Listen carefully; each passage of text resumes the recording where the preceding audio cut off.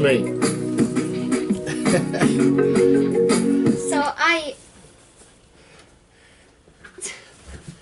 This is my grandson, David.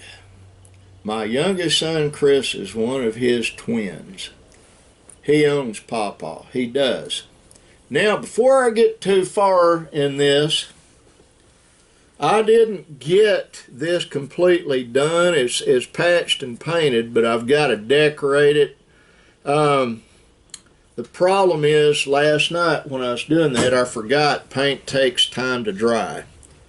You'd think after being a painter my whole life, since I was his age, I'd remember that. Well, no, I didn't.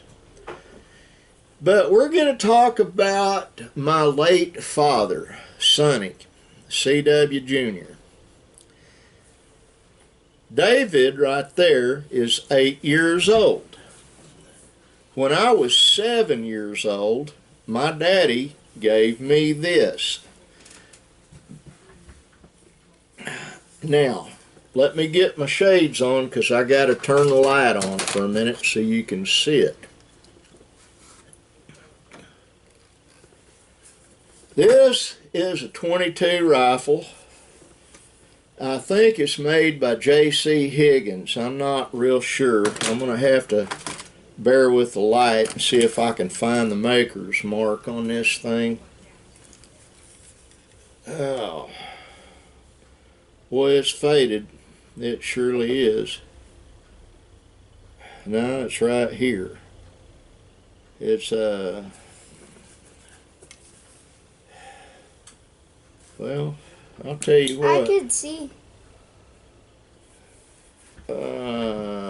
Sears and Roebuck. I didn't realize that's what it was. At that time, evidently they sold guns. Now, the history on this old single shot .22, my dad was 10 years old, and you can believe this or not about him, when he was 11 years old, he had his own apartment in Oklahoma City. Now, if you look at the end of this thing, if I can get a light on it there, you see all those little carvings on it?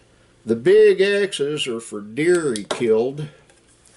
The little notches are for squirrels he shot and rabbits. And this is a little bit of history about my dad, and he carved his name down there, his initials, CWS. I don't know that you can see that. Just a second, I'm going to put it back over here.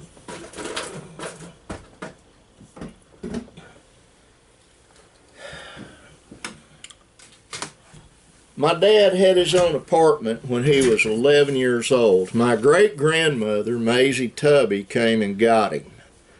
She and my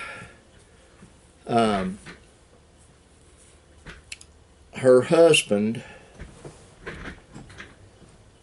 lived, her husband's name was James Sewell. He was a mean individual. Maisie was the daughter of Robert Tubby, and she came down on the Trail of Tears. You can believe that or not, but she did. And James was a wife beater and an alcoholic and lazy. My great-grandfather, C.W. Sewell Sr., was an alcoholic and lazy. My dad was not an alcoholic, and he was anything but lazy. He worked, always working, up until he had to go into a nursing home where he died from COVID-19. But here's a bit about my daddy. My dad won that rifle throwing newspapers in Oklahoma City. He got it from the newspaper company. It's a boy's rifle. It's a very small rifle. It is very accurate. I've killed my share of squirrels. I've killed my share of rabbits with it, and I killed a couple of deer with it when I was a kid. Daddy gave me that rifle when I was 7 years old. I nearly shot him with it. He gave that one to me. I don't know if my younger brother Chris still has the one he gave him. I've got everything my dad ever gave me. Everything, except for one pocket knife that got stolen from me. But I've got everything that my grandfather Virgil Lance gave me, except for some stuff that my stepfather, my late mother's husband, kept and wouldn't let me have. That's fine, it's just stuff. Another thing my dad gave me was this gun right here. It's the prototype for the Colt Lightning. It's caliber .38-40. It's got a long and varied history. He gave me that gun when I was 11 years old, and that is the gun I learned how to shoot a handgun with. There are some things about my dad a lot of people didn't know, just manly things. He was an absolute expert crack shot. I mean a crack shot with a rifle or a handgun. He was a wizard with them, and he imparted that knowledge, and I think I probably genetically inherited some of that from him. Another thing he could do that I cannot do, he could take any pocket knife and you could put a toothpick out there on the ground and he would throw a knife and split it.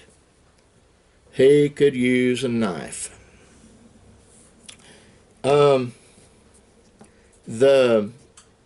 Yes, sir. Yeah, I see it. So he's pointing out that my Java Joy juice is ready. When I die, my son Chris is getting that handgun and that rifle, and there's a shotgun up here. That one right there, that's a J.C. Higgins 12 gauge. It too is over 100 years old, and it was used as a single shot stagecoach gun. And my son Chris will get those three weapons when I die. And I don't plan on kicking the bucket for a long time yet. But I'll keep them because my daddy gave them to me until I'm ready to go in the ground. And then my youngest son's going to get them. Why don't I give it to my oldest son? My oldest son's already got a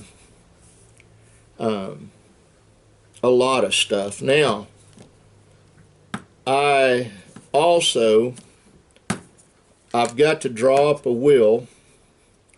My oldest younger brother, other than my brother Chris, I'm leaving my coin collection to. His name's Michael Paul. And I've got to make that legal. I've got to put it in stone, more or less. Am I thinking I'm going to die anytime soon? No. It's just that when I do pass on to the next life, there are certain people I want to have certain things because I know they'll appreciate them. And I've actually accumulated quite a bit. And my wife will be taken care of. My 4 sons will be taken care of. I've got 2 stepdaughters. They're going to be taken care of, and their children will be taken care of, and my grandchildren will be taken care of. And I've got some siblings that I'm going to make sure they get some of the bounty that I've collected over the long life I've led. I just got thinking about all that due to the fact that my youngest son right now is out there changing the oil on my wife's car. I need to see if Benjamin has a grease gun and have him go ahead and lube it after he does that. As a matter of fact, I'm going to shut this. Go tell your daddy to come in here and talk to me if he's not under the car. He probably is. Yeah, he probably is, but tell him I need to talk to him before he lets it down off the ramps. That is a good child right there. He too is autistic and ADHD. He doesn't got ramps. He doesn't. Yeah, Benjamin has one. Go talk to Benji.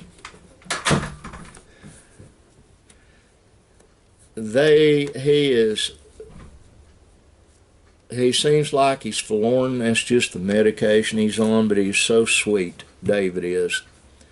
He owns his pawpaw, and I'm his pawpaw. I'm the only grandfather that baby's got, and I have every intention of living long enough to see him be an adult. That means I've got to start taking better care of myself, which I don't do. Today I'm having a really good day. Last night it was horrible. My son Brandon evidently brought something home from work, and Linda and I both caught it. And I was up all night. I couldn't get comfortable. I had the headache from you know where, and my stomach was messed up, just having a horrible time of it. It finally laid down. Now, see if I'm doing my vlog right now, see if Benjamin has a grease gun so you could grease the front of it anyway. I thought we had one somewhere, but I don't have one up there. Okay, well, I'm going to finish this vlog. That's my son Chris and my lovely Linda in here. And my lovely David next to me. I'm going to finish this vlog, and then I got to do a radio show, and then I got to lock everybody out of here. But anyway, Mom John, I love you. Michael Paul, I love you. All my friends on here, I love you. Let's get some music rolling so it sounds like I'm professional. Professional? Professional. Professional. Professional. Okay. God bless all of you, and I love all of you. And like that sign right there says, be kind. It doesn't cost anything, and it changes lives. Bye.